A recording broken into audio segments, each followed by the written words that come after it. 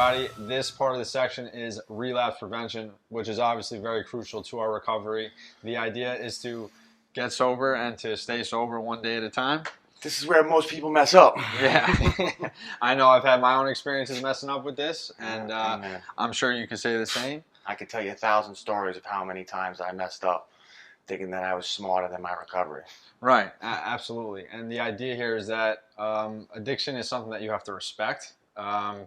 Once you think you got it, you probably do not. And we're always vulnerable if we're not planning, right? There's a saying I really like, and it's failure to plan is planning to fail. And that's the whole idea of relapse prevention, is that we are making sure that we're on top of what we need to do and that we're planning to keep our sobriety of the utmost importance. It's got to be number one, because if we don't have our sobriety, we've got nothing else. Yeah. So, yeah, to have a sustainable strategy to recovery is absolutely pivotal in your walk in this recovery. Because I was actually in a meeting last week that there was an old timer guy, and he was there. He's been in recovery for 30 years, and he thought he had it, and he started getting egotistical, and he relapsed 2 weeks before that. And it's an eye-opener. It's an eye-opener, and it really humbles you, because no matter what, it could sneak up on you and tackle you to the ground. Yeah, and a lot of times too, it could be when things are going well. It doesn't necessarily have to be when things are going awful. I think a lot of people have this idea, well, things are going really good, and so I'm not vulnerable to relapsing, and things are going really well in my life. And a lot of times, this is when addiction is very sneaky. When you're protecting the front door and you got the front door locked, usually there's windows and side doors that it can come into as well. You know, so don't have the idea that it just happens when things are going bad, because it's not the case. It can trick you. And so what we want to talk about here are people, places, and things. Yeah. It's identifying what your triggers are and what the mindset is before relapses happen, because relapse is really the last step.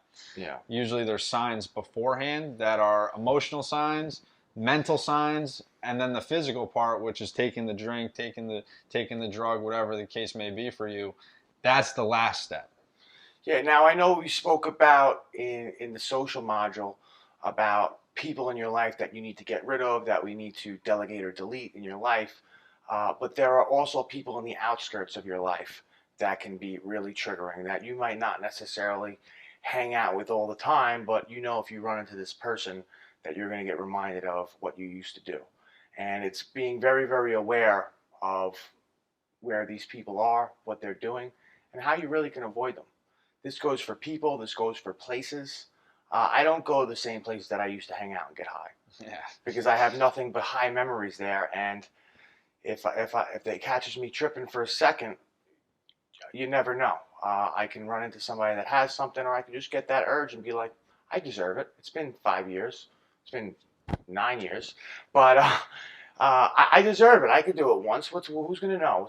What's going to be the difference? And like you said, it doesn't necessarily have to be at the worst of your times. It can catch up to you when you get too egotistical and prideful and thinking that you've controlled this 100%. And I don't identify myself as a struggling addict, but I know I have addictive personality. I know I have these issues in my life, and if I don't keep them at bay, they can definitely take over my whole entire life. Yeah, absolutely. And I think the whole idea is setting ourselves up for success, you know, and some of the things that I used to do, maybe it's not a direct correlation to getting high or drinking for me, but they're just things that are not putting me in the position that I need to be in my recovery, you know. And for instance, a place for me was the bar, was a wedding. It was driving down certain routes that I used to drive down. It could really be a whole list of different things. And you need to be aware of what your habits and routines are when you're getting high, because it can creep up on you when all of a sudden you're doing something that's similar, and you might get a craving out of nowhere, and you're like, why do I feel this way? And really what's happening is our mind is so hardwired to continue doing things over and over again, that when we just start to do them naturally, our mind goes back to, oh, this is a cue for a craving. This is a cue for an urge. I'm used to getting high in this spot, or I'm used to drinking in this spot. Yeah. A huge thing for me is clubs. I used to do a lot of ecstasy and Molly and every other drug you could possibly think of, and I can't even listen to house music without wanting to take a pill. Once that boom, boom, boom, once that kicks in, I kick in, and I'm going crazy. I'm already itching to want to do it. I can't even enjoy going out to the clubs anymore, because as soon as I start feeling that beat pulsing through my blood, I'm looking around the room and who's high and who's using and how can I get it, because it's just not conducive for me. Also, I don't really do New Year's parties.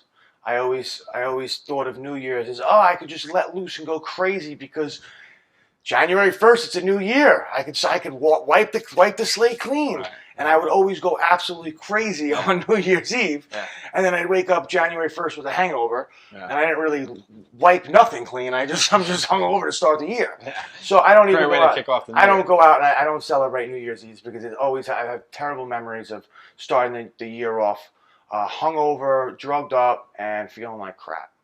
Yeah, and it's also putting yourself surrounding by people that don't have the same goals and aspirations that you're trying to achieve for yourself when you're newly getting sober. I mean, think about it, right?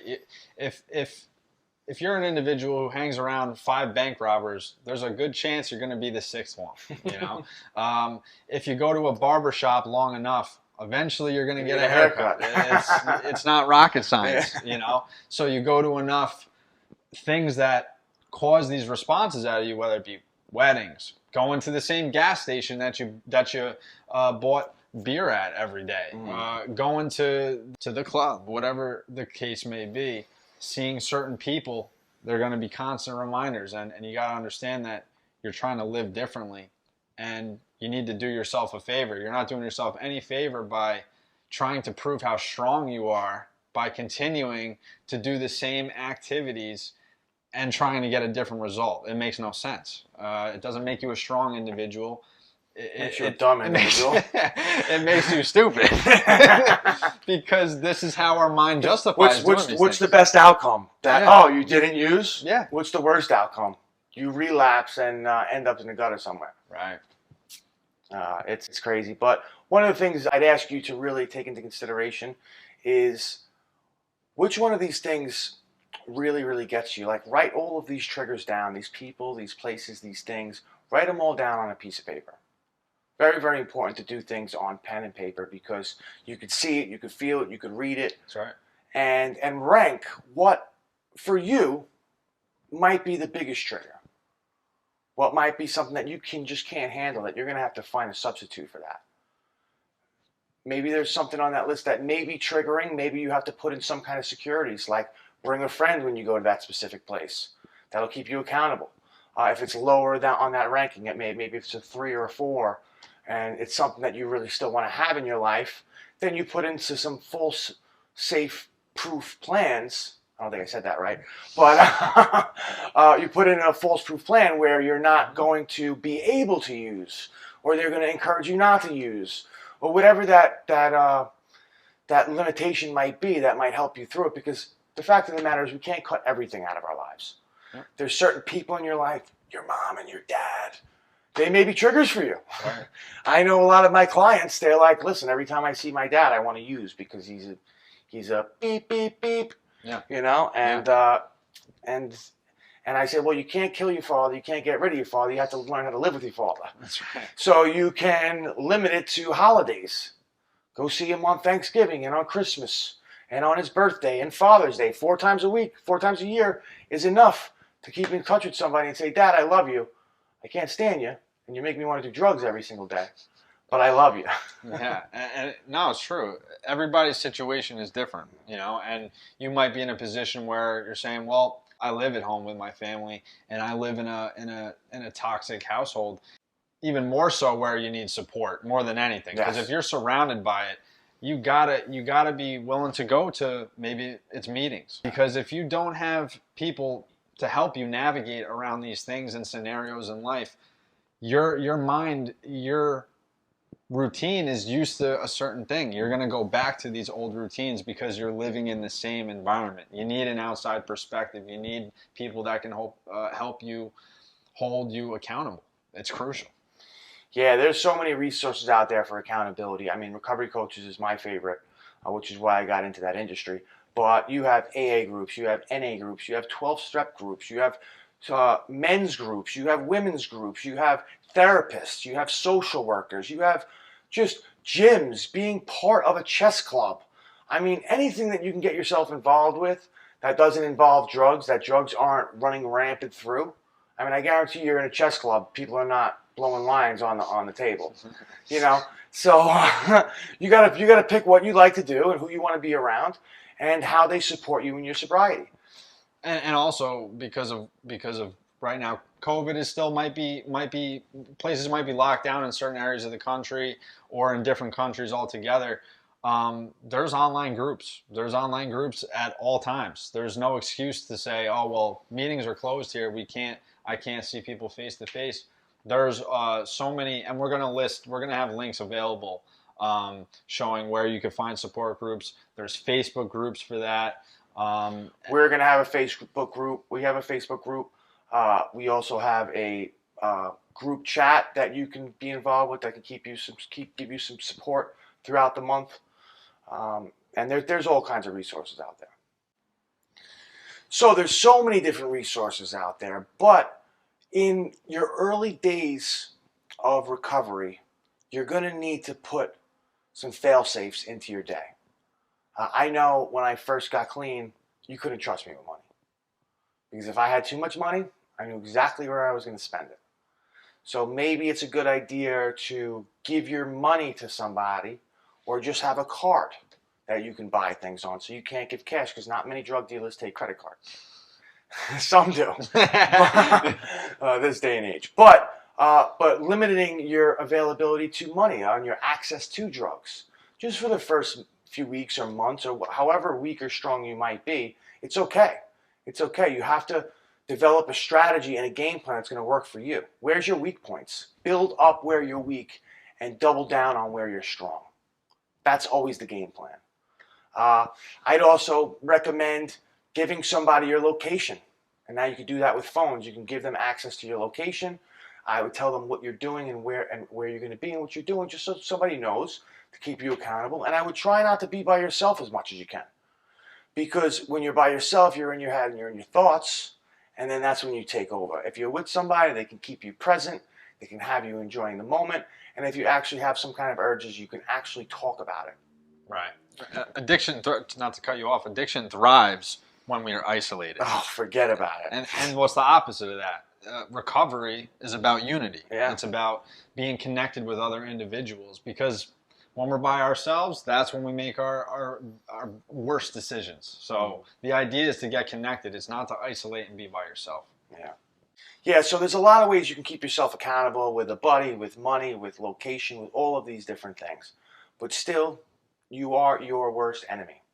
And let me tell you, that inner dialogue that you have is always going to be your biggest challenge. I know. Specifically in the beginning. Yes, it gets better as you go Absolutely. along. But, I mean, you make up every excuse that you can think of. Like, I can only do one. It's okay. I used to do 30. Right. Right. Or I wonder what my old buddies are up to. Or it's a Friday night. I wonder if let me drive by the bar to see if their car is there, just to see what they're up to. I don't have to necessarily hang out with them for a long time. I just want to see if they're there. These are the types of things that you can say to yourself, and this is the manipulation of addiction. Yeah, I mean, I struggled with everything. I struggled with drugs, and I would just say, all right, I'm just going to go to this party, and I'm not going to do it. And I put myself in that, and a few hours later, I'd be doing lines and drinking beers and doing whatever else drug is there. So with sex addiction with me, I'd be like, I would not watch pornography for a month, and I'd be like, oh, let me just watch it one night. And I watch it, and I watch it 6 times in that one night, and then I wake up in the morning all guilty, ashamed, miserable, tired, energy-ridden. And even the thing with drinking, like I've done a lot of harm reduction with that, and in the beginning, I was like, I could just have one drink, and I'd go out and I'd have 10. and I got a little drunker than I should have. And it was a problem, and it is a major problem. Luckily for me, that's all that drinking really ever did to me, because I wasn't looking for other drugs and spending all of my money. But one trigger leads to the next. Yeah. You know, you get one hole in your boat, and you're going to start to sink. Yeah, and it gets to the point too where you can actually go into a place that you maybe shouldn't be, and then maybe you didn't get a cue or a craving, and then I know I've done this myself where I said, wait, maybe I gained some self-control back because I was put in this situation and I didn't end up drinking. I didn't end up getting high. And this is kind of, you could trick yourself into thinking that this is proof that you can do these things again. This is the madness of it. This is the craziness of it. I'll never forget. I remember I quit smoking. I quit smoking cigarettes. I'm not even gonna entail it to drugs just yet, but I remember I quit smoking cigarettes. I think I stopped for 3 months, and I was playing cards with my friends, which was one of the cues that I would smoke a lot of cigarettes. And I remember I had a cigarette from one of my friends, and it tasted awful. I mean, it was awful. I didn't enjoy it.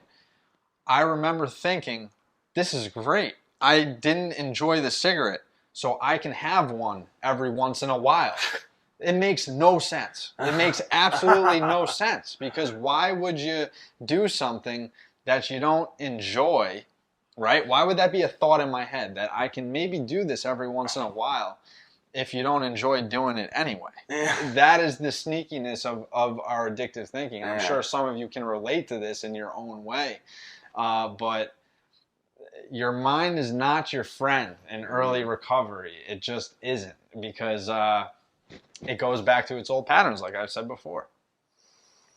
Yeah, I definitely suggest having a strong support system around. And one of the big things, we were just talking about this, is if you ever get to the point where you decide that you want to use, take out a piece of paper and write a letter to your family members why you're making this decision over them. Try to explain to them on paper and make it make sense why you're choosing drugs over your recovery and all the promises that you made to yourself and your family. See if you could do it. Right. And if you can make it through that and feel good about your choice, you know, there's a deeper issue. yeah. And so these are the things that we have to do. And you know, we talk about our why a lot. What are the reasons why we want to get clean? What are the things we want to do to have a better life? And these whys that you need to be writing down, which we told you about in the beginning of this course, you need to review these things. Sometimes we get so weak, we get to a weakened place where we can't see the light at the end of the tunnel, and we think that there is no solution, that there is no other option for me, that the pain is too much or the stress is too much, that I just need some relief. And this is where we get disconnected from our why. Our why is non-negotiable. The reason why you got this course is whatever your reasons are. Everybody's reasons are different. Yes. But you need to go back to that and be reminded in these times, because there will be times where we go through difficult obstacles, and obstacles are not put in our way to discourage us. It is the way. We need obstacles in life to grow and get better. Test your might. Yeah, absolutely. It's like whether you believe in God or the universe or a higher power or not, I believe that the universe gives us obstacles to make us stronger. And if the universe isn't solving the problem for you, the universe is putting the problem in your way to fix you. And so you need to kind of consider these things. You need to go back on why you're here in the first place. Why did you choose recovery? Who are the people in your life that want to see you succeed? And these are really important. Yeah, I would have your reason why in your wallet. I'd have it somewhere where you see it first thing in the morning, last thing at night. Yep. Keep that concrete in your mind. You should be able to recite it off the back of your hand. It's very, very important. Any person that's ever been successful in this whole entire world had a strong enough reason why to beat the adversity that was at hand. Because nothing is going to get handed to you. But the sweet thing about that is when you earn it, it's real. You respect it. You respect it. And you value it. See, I have clients that inherit $250 million, and I try to teach them recovery, and I try to teach them how to live a fulfilling life and everything, and they don't even like their life. They have no gratitude for anything. And they just they don't appreciate what they have. And they're sad and miserable because they didn't earn it. Yeah. And although they have all the things in the whole world, they're addicted to drugs because they have no fulfillment, because they never earned anything that they ever had. So I'm telling you right now, from somebody that's been at the bottom of the food chain to the top of the food chain, earn things and they will be 10 times more valuable to you. You can also get to a point as well when you just get to the scenario where you say, you know what, I don't care about my recovery.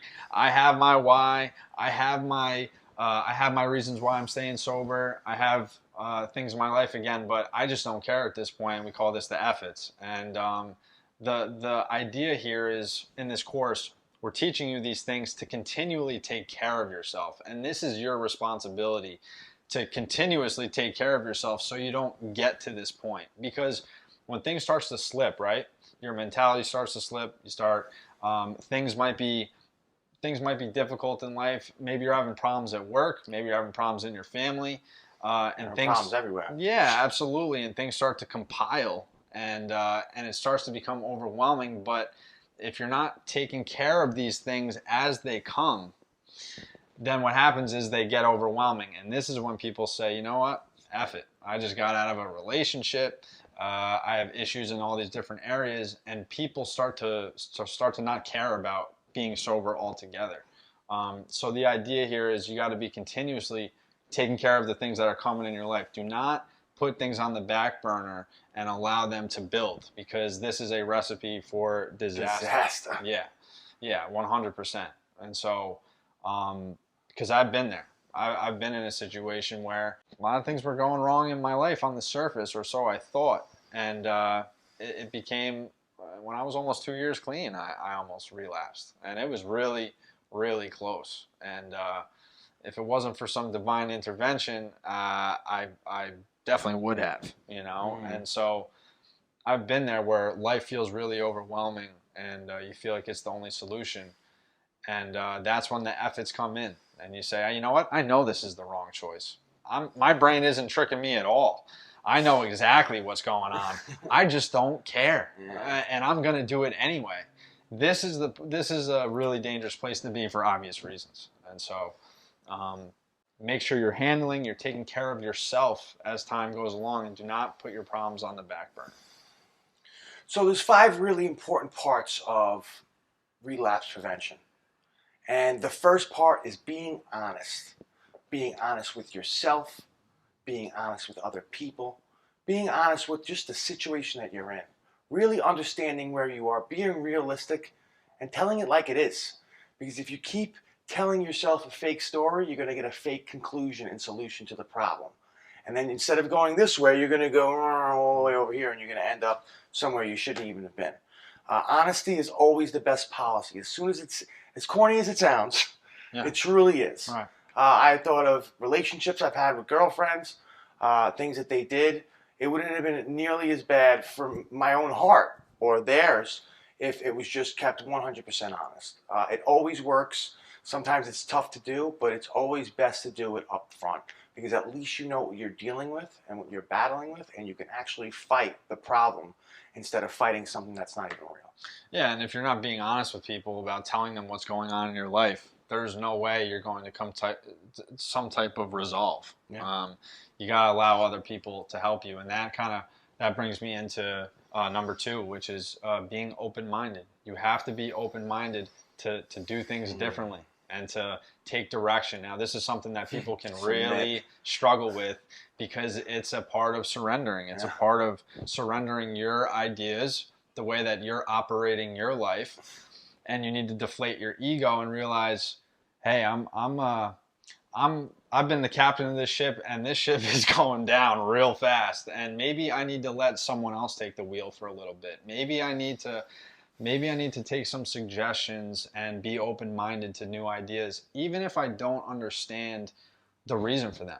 You know, you need to trust people's experience, where if you get a support system where people know what they're talking about, you need to submit to the process, because you're not going to understand everything, especially in the beginning when you're not thinking correctly probably anyway. You need to be open-minded enough to go along with what other people are telling you to do, and you need to trust that process. Yeah, that 100% open-mindedness is absolutely vital and key. And another thing that leads me into the third part is gratitude. Being open-minded on being grateful for the things that you wouldn't necessarily would have been grateful for before It's a this. totally different concept. It's a really Yeah. different concept. Yeah, you're grateful when you scored a bag, Yeah. and got some money out of, that you weren't expecting. That's Yeah. when I was Yeah. that's when I was grateful. Being grateful that your mom says I'm proud of you, or being grateful that you wake up and you don't have to find a pill or a drug just to get up out of bed. These things, being grateful that you control your own mind at times. I mean, there's just so many little things to be grateful. Being grateful for being sober, being grateful for mending a relationship you have, being grateful because you have integrity in your life now. Right. And you're actually doing what you say and saying what you do. It's a night and day thing. And although you might not be where you want to be, being grateful that you aren't where you used to be. And you want to know, one of the biggest things I was grateful for was that life wasn't fair. You know, I think a lot of people get the poor me's when we're first getting sober. I know I did. I'll speak for myself. I felt bad about where I was in life, the direction I was going in. I was completely broken, and I would get this attitude of poor me, that life isn't fair. And if you look at it, it's one of the most things I'm actually grateful for now, because if life were fair, I would have been in a lot of trouble a long time ago. I wouldn't be here right now if life were fair. And so it's probably a good thing that you didn't get maybe what you deserved in certain parts of life and the things that you got away with. And just that thought alone can help keep you sober. Yeah, I can totally attest to that as well. Like, as you can see, I'm sitting here, I'm squirming, moving back and forth. I mean, I have irreparable nerve damage and neck and back pain throughout my whole body. I'm missing a leg, for Christ's sakes. And sometimes I can't stand the fact that I'm in pain, and I can't do painkillers or anything like that. But then I think about how blessed I am that I'm still alive, that I still get to hug my family members and impact thousands and thousands of people each and every day. I mean, my belief is God saved me for a better reason, to help other people go through the things that I went through, and like you said, I got away with so much stuff that if I would have got punished for those things, it would have been 10 times worse. Yeah. So, you got to be grateful for the little things. You even got to be grateful for the pains, trials, and tribulations that you go through, because they make you stronger. They give you a purpose. This is where you could turn your mess into a message, and it's a really, really powerful thing. There's always a way to turn things, your biggest weaknesses, into your biggest strength. You just have to find out how to utilize these things in your life. And number 4, another key component to relapse prevention is acceptance. This is really difficult. Patience, acceptance, they kind of go hand in hand, and it's how willing are you to accept things just how they are? Are you really, are you fighting things that are not capable of being any different? And what the problem with this is, if you're not capable of accepting your reality for what it is, you're going to live in constant anger and resentment, or regret, remorse. And guess what? Those 4 that I just named, they lead back to relapse. Yeah, they will, because you're harping on something that literally cannot change. I know. You're trying to change something, and something I like for this is the serenity prayer. If some of you are familiar with that.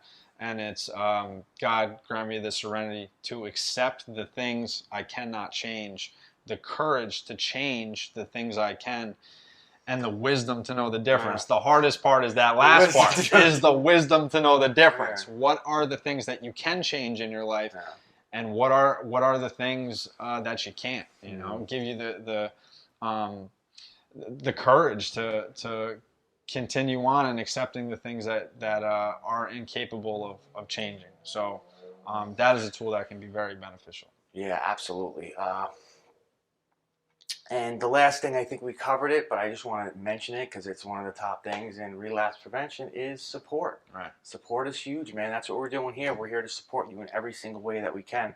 There are organizations, like we said, AA, Detox, IOPs, halfway houses, sober homes. I mean, you name it, they're out there. There's so many groups, Podcast podcasts. forums. There's a million things out there for support. But we're here to support you each and every step of the way.